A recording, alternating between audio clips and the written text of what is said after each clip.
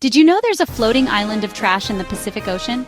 It's called the Great Pacific Garbage Patch, and it's not just a single chunk of plastic. It's actually a massive soup of debris swirling between California and Hawaii. Imagine an area twice the size of Texas, jam-packed with plastic bottles, fishing nets, and microplastics you can't even see. Here's the wild part. Most of this trash doesn't come from ships dumping garbage. Nope, it comes from us, everyday people thousands of miles away. Our plastic bags, wrappers, and bottles find their way into rivers, then the ocean, and eventually join this swirling mess thanks to ocean currents called gyres. But it gets even worse. This patch isn't just ugly, it's deadly.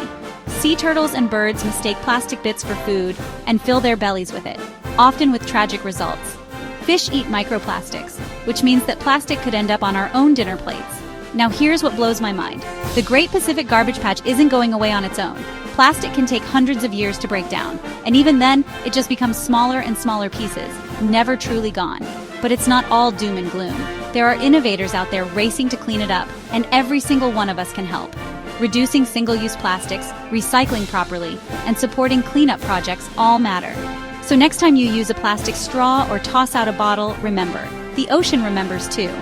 And the Great Pacific Garbage Patch is proof that what we do on land doesn't stay on land. Let's make waves for change before it's too late.